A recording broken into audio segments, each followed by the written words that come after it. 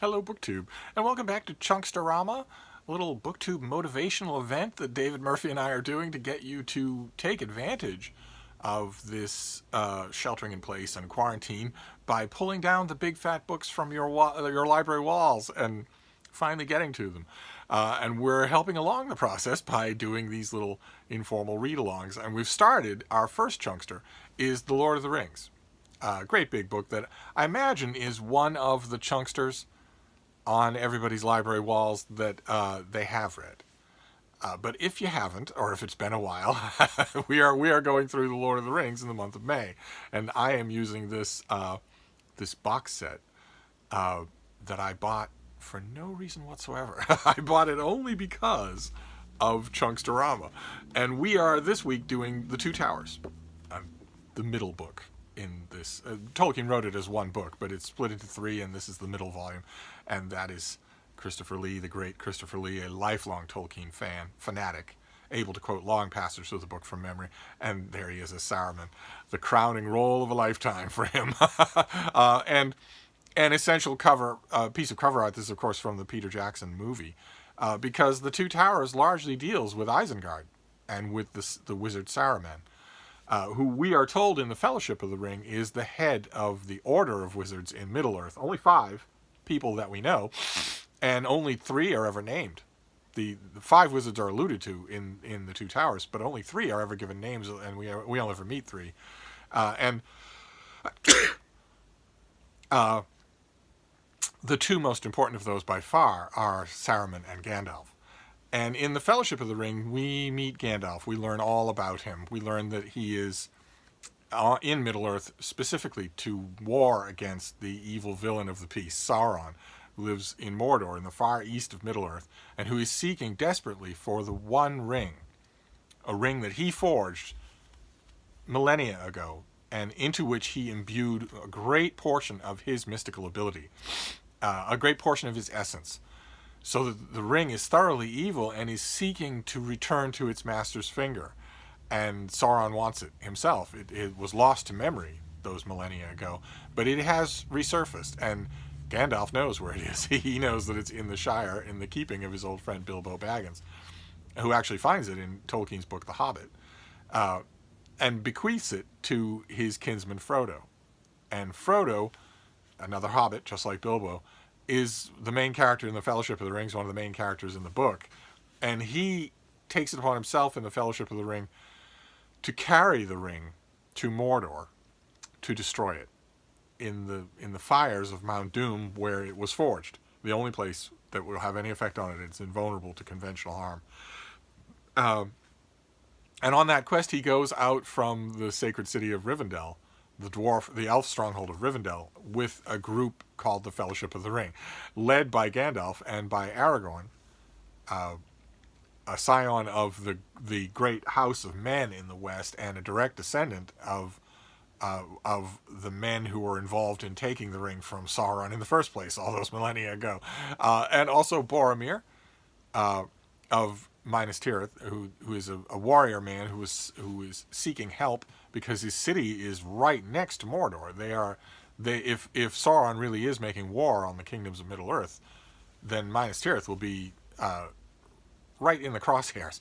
And along with this go 2 other hobbits. Frodo's accompanied by his gardener, Sam Gamgee, but they are also accompanied by Merry and Pippin, 2 other hobbits. And rounding out the company is Legolas, an elf, and Gimli, a dwarf.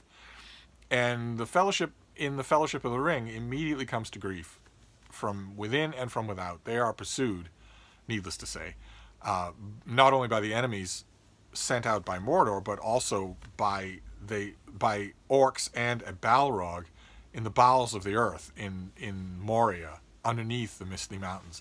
And it's in a battle in Moria, underneath the sunlight of the world, that Gandalf appears lost. He appears to die in battle with the Balrog. They both fall into an endless crevasse, and the Fellowship is forced to limp on without him. They go to another elf stronghold, Lothlorien. They meet Lady Galadriel, who rules there and who has in her possession one of the great rings of the elves that have never been touched by the One Ring of Sauron, and that lend their wearers enormous power to resist, to preserve, but not to fight. there's no, as we're told a couple of different times in the Fellowship and in the Two Towers, the great rings of power do not have the ability to fight Sauron. I have my doubts about that, but we'll get to that in the third book next weekend when we do the Return of the King. But in the Fellowship of the Ring, not only is that the case, that the Fellowship has to contend with the perils of the road, but they also have a peril from within, because Boromir knows, he's heard in the great Council of Elrond scene, he's heard the whole history of the ring. He knows what it is now, and to his mind, it's a weapon. And isn't it maybe lucky fate that it came into our hands when we need it the most? Why not use it against Sauron? And Boromir is told over and over again, no, you can't do that. The ring is pure evil. You would become either a thing of Sauron, or you would become like Sauron, or worse than Sauron. More likely the former than the latter, but if, for instance, a powerful lord or a powerful elf or a powerful wizard were to wear it, they might contend with Sauron and overthrow him, but it wouldn't be to be good. It would be to be evil. That is the crucial revelation that Lady Galadriel has during a scene in which she purports to test Frodo's will. The crucial realization she has then, something she already knew, is that she cannot take the ring herself, even though the ring bearer has offered it to her of his own free will.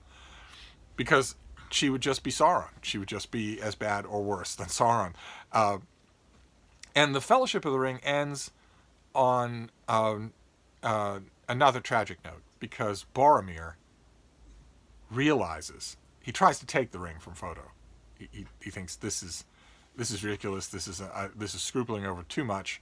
Too much is at stake here. My homeland, my kingdom is at stake.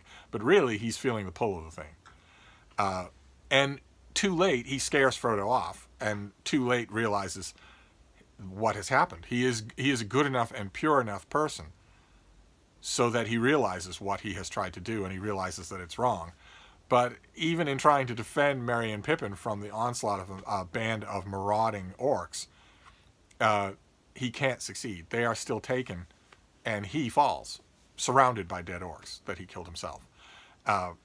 And that is how the Fellowship ends, in complete disarray. Aragorn bewails the fact that all of his decisions are going wrong, and that his attempts to lead the Fellowship after the fall of Gandalf have come to nothing but grief. And the Two Towers picks up from there, and it picks up in a very subdued note, because Aragorn, Legolas, and Gimli are sending Boromir away. They've put him on one of their rowboats and are sending him down the falls, down the river, and over a mighty falls, because they don't have the time to claw out a burial cairn for him. They have to go. They have decided they're going to pursue the band of orcs that captured Merry and Pippin. And it's a wonderful, somber opening scene. It doesn't really work as the beginning of a book. It reminds you that this is not the beginning of a book. This is just the middle of a book. So it's a weird place to start a book, and there is no attempt at much of an explanation. Aragorn and Legolas and Gimli take time to do that. They take precious time to send Boromir off with as much dignity as they can. And then to make up their time, they decide to chase the band of orcs nonstop. They barely throw themselves on the ground to rest at all. It is an epic feat of simple cross-country running. Aragorn, by this point, is of the blood of Westernesse. He is a different kind of human, superior, long-lived, extremely hardy. Dwarves are not as John Rhys Davies has Gimli say in the movie version of the Two Towers. Dwarves are more sprinters than long-distance runners, but they are incredibly strong. Gimli manages to keep up, and of course elves can run forever.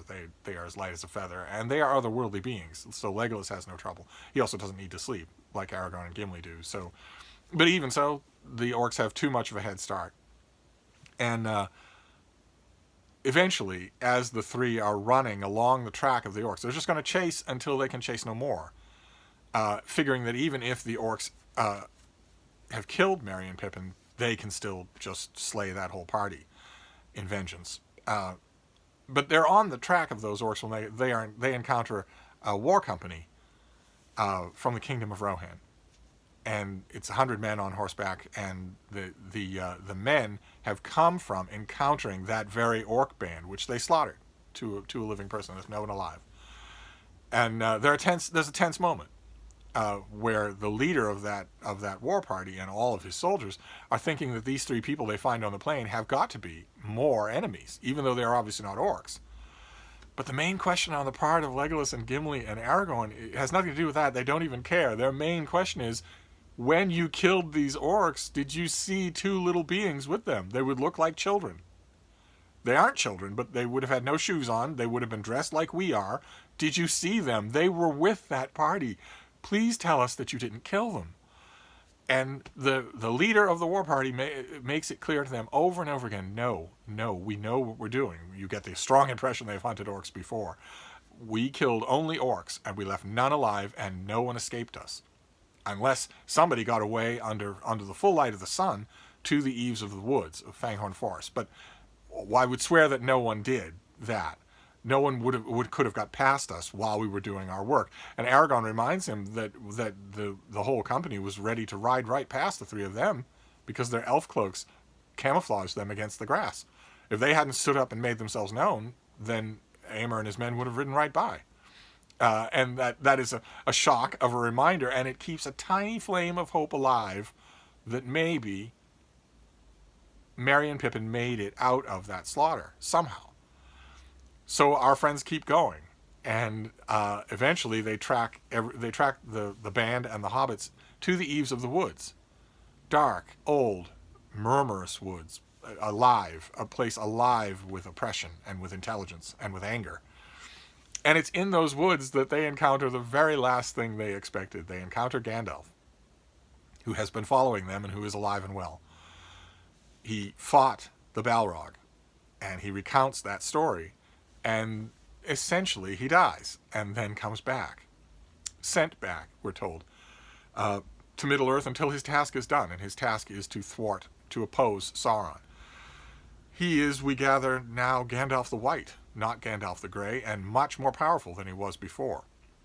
And his friends are overjoyed to hear it. There's a wonderful moment where Gimli, the dwarf, says to him, well, thank heaven it's you. I thought it was Saruman or something dangerous. And Gandalf tells him that Gandalf is dangerous. You yourself with your axe are dangerous. Legolas and Aragorn are dangerous. I myself am dangerous, more dangerous than anything you will ever encounter, unless you're brought alive before the Dark Lord. And that gives us a hint. That's not something Gandalf the Grey would have said. And what remains for the bulk of the Two Towers, for one plot line, we're going to get to the other plot line in a minute, but one of the book's main two plot lines is dealing with Saruman. Saruman has tried through these orcs to take the ring for himself. He's obviously instructed his orcs to bring him hobbits, creatures, halflings of myth, assuming that one of them will have the ring. He has, in other words, made a power play for the thing that Sauron wants, to have it for himself. And therefore he is a traitor to everyone, and especially a traitor to the West and to his own order of wizards, and must be dealt with. And the way that he is dealt with, the way that you can beard a powerful wizard in his impregnable den at Orthanc, is happenstance. Because Merry and Pippin did survive, and they did go into the forest, and in the forest they themselves had a pleasant surprise. They meet a being called Treebeard, an immense tree-like bipedal creature who is an Ent, the shepherds of the trees. Extremely powerful beings.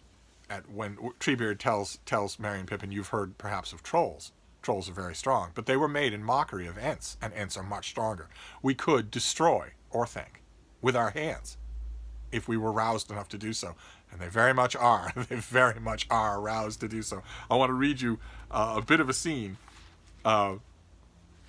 with Treebeard, the Ent, talking to Merry and Pippin about the politics of what's going on.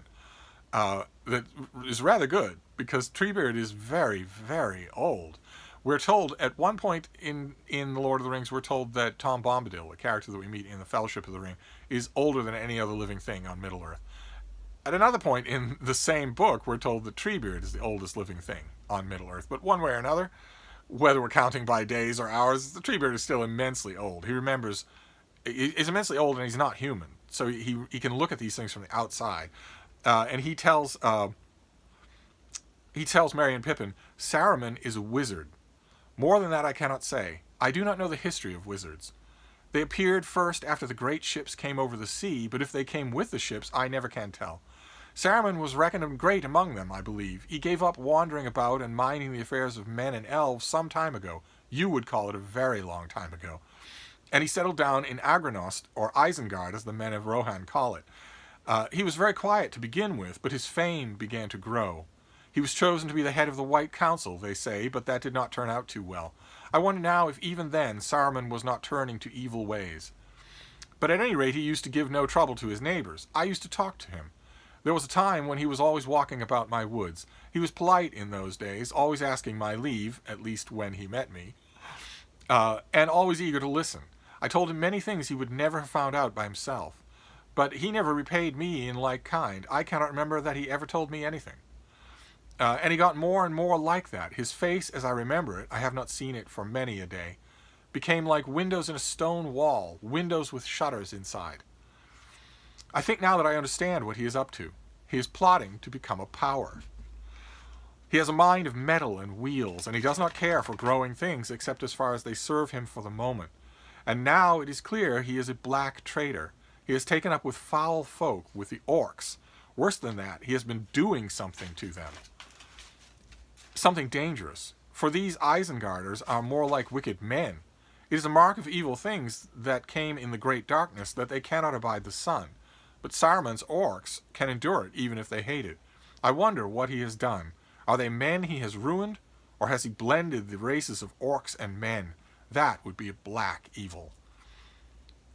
Treebeard mumbled for a moment as if he were pronouncing some deep, subterranean, entish malediction. Some time ago I began to wonder how orcs dared to pass through my woods so freely, he went on. Only lately did I guess that Saruman was to blame, and that long ago he had been spying out all the ways and discovering my secrets. He and his foul folk are making havoc now. Down on the borders they are felling trees, good trees. Some of those trees they just cut down and leave to rot. Orc mischief, that. But most are hewn up and carried off to feed the fires of Orthanc. There is always a smoke rising from Isengard these days. Curse him, root and branch. Many of those trees were friends, creatures I had known from nut and acorn. Many had voices of their own that are now lost forever. And there are many wastes of stump and bramble where once there were singing groves. I have been idle. I have let things slip. It must stop. And that is preparatory to Treebeard rousing the Ents to war, and that is what tips the scales against Saruman, because his impregnable fortress is suddenly accosted by the one enemy he never thought would happen, an army of Ents, who tear the place apart and rip down the walls and flood all the catacombs and trap Saruman in Orthanc, in the Tower of Orthanc. And that is where Gandalf knows he will find him. And there has to be a reckoning with Saruman before there is anything else, before anything else can be done, before the peril of the West can be done. Something must be done about Saruman, and that is a great scene. It goes on. It's a scene called The Voice of Saruman, and it is really, really good. It's mostly dialogue. Saruman has a skill with his voice. He can move people by his voice, with the will of his voice, and rather than just tell you that, Tolkien decides to show it to you. He decides to write out the long addresses. Bean, what are you doing? Here, come up here. There you go. He decides to write out the whole of the dialogue and see if maybe it sways you. And it's really well done. It's very, very effective. Saruman turns his attention first to King Theoden, who is the ruler of Rohan and who was Saruman's neighbor for a long, long time. Thinks that maybe he can persuade him in the midst of all of his men to make common cause with Saruman, rather to turn on Gandalf. And Theoden roundly rebukes him. In Theoden we have a great portrait of a human ruler who has been awakened to his full potential. So he is no longer subject to the spells or the blandishments of fake enemies. Gandalf has opened his eyes to the true nature of the world around him. And when Saruman asks him if there can't be peace between them, we've been friends and neighbors for so long, Theoden finally has an answer for him. Hey, Pete, how you doing? What's going on over there? What's going on over there? I'm talking about Lord of the Rings. I am. Oh, hello. What you doing? You're the cutest thing, you know that? You're not going to be paying attention as long as she's just staring like that. But anyway, Theoden hears this rhetorical spell that Saruman is trying to cast on him, and then finally gives an answer. And keep in mind, the cheering that we're hearing here is that from the riders of Rohan is that they have already fallen under Saruman's spell. Just listening to him talk, they want the peace that he is offering. And Theoden says, "We will have peace," said Theoden at last, thickly and with great effort. Several of the riders cried out gladly. Theoden held up his hand.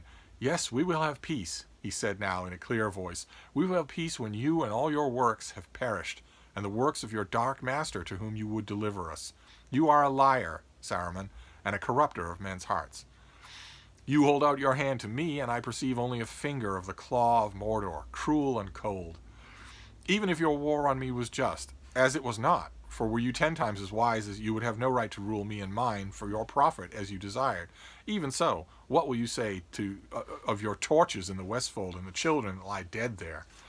And they hewed Hama's body, that's a soldier of Theoden's, before the gates of the Hornburg after he was dead. "When you hang from a gibbet at your window for the sport of your own crows, I will have peace with you and Orthanc. So much for the house of Errol. Lesser son of greater sires am I, but I do not need to lick your fingers." And that's a theme that's kind of neat that follows. It's a characterization of Theoden, is that he is plagued by the fact that he is not worthy of his ancestors. And he proves thoroughly that he is. It's another great line in here. When he has fallen in battle against the Lord of the servants of Sauron and lies broken and dying, and says that at last he will get to stand in the company of his mighty ancestors, in whose company he will no longer feel ashamed. He knows that his life has been redeemed at the last minute. It's a wonderful scene. But Theoden's response enrages Saruman, and he turns at last, finally, to Gandalf, asking him in the same way, with the same elaborate rhetoric, to change his mind, to come up into the Tower of Orthanc so that they can plot the destiny of Middle-earth together. But it's the old Gandalf that he's thinking of, not the new one, not the resurrected, not Gandalf the White. And Gandalf says, "Saruman, Saruman, you missed your path in life. You should have been the king's jester and earned your bread and your stripes too by mimicking his counselors. Ah me, understand one another? I fear I am beyond your comprehension. But you, Saruman, I understand now too well. I keep a clearer memory of your arguments and deeds than you suppose. When I last visited you, you were the jailer of Mordor, and there I was to be sent. Nay, the guest who has escaped from the roof will think twice before he comes back by the door. Nay, I do not think I will come up. But listen, Saruman, for the last time, will you not come down? Isengard has proved less strong than your hope and fancy made it, so may other things in which you still have trust. Would it not be well to leave it for a while, to turn to new things, perhaps? Will you not come down?" And Saruman refuses with scorn, and Gandalf has had enough, and becomes stern. And I want to read you just that last bit. Let's see here. Reason for leaving you can see from your windows, is what Gandalf tells him. You can look around and see that there's no reason to stay. Your stronghold has been overthrown. Others will occur to your thought. Your servants are destroyed and scattered. Your neighbors have made you your enemy, and you have cheated your new master, or tried to do so. When his eye turns hither, it will be the red eye of wrath. That's the whole point here, is that Saruman made a gamble. And that will make him no more popular with Sauron than it makes him with Theoden or Gandalf. But when I say free, I mean free. Free from bond or chain of command, to go where you will, even to Mordor. But you will first surrender to me the key of Orthanc and your staff. They shall be pledges of your conduct, to be returned later, if you merit them. And Saruman scorns that and leaves. Says, "Don't be ridiculous, I'm leaving." And he leaves the balcony where he's been addressing them. He's been looking down on them from a great height. And Gandalf calls him back. Says, "Come back, Saruman," said Gandalf in a commanding voice. To the amazement of the others, Saruman returned again, and as if dragged against his will, he came slowly back to the iron rail, leaning on it, breathing hard. His face was lined and shrunken. His hand clutched his heavy black staff like a claw. "I did not give you leave to go," said Gandalf. "I have not finished. You have become a fool, Saruman, and yet pitiable. You might still have turned away from folly and evil and been of service, but you chose to stay and gnaw the ends of your old plots. Stay then, but I warn you, you will not easily come out again. Not unless the dark hands of the East stretch out to take you. Saruman," he cried, and his voice grew in power and authority. "Behold, I am not Gandalf the Grey, whom you betrayed. I am Gandalf the White, who has returned from death. You have no color now, and I cast you from the Order and from the Council." And Saruman's staff is shattered by supernatural means. And that is, Saruman retreats to the Tower of Orthanc. We are not by any means done with him. He has a part to play in the rest of the story, a small and petty part, but still a part. But that is how the Gandalf and Aragorn and Gimli and Legolas and the Powers of the West plotline in this book is resolved. The treason of Isengard is resolved.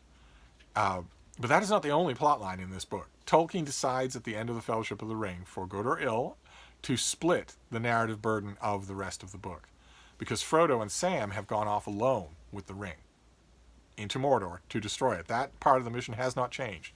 They just won't take anybody else with them. They won't endanger anybody else. So they go by themselves. And half of this section of Lord of the Rings is given over to their own chapters, to their own adventures on the road to Mordor. And they meet Boromir's brother, Faramir. They encounter monsters and Gollum, the creature who had the ring for a long, long time before Bilbo stole it from him. And at the end of the Two Towers, they climactically encounter a monster, a full-blown monster, much like the Balrog, only very different, named Shelob. And the wisdom of the decision to split the narrative here will entirely depend on whether or not you find Frodo and Sam interesting. And you can probably tell from my voice that I don't find that. I think it's a mystifying decision. I can't, looking at the whole structure of the Lord of the Rings, I can't imagine you could do it any other way.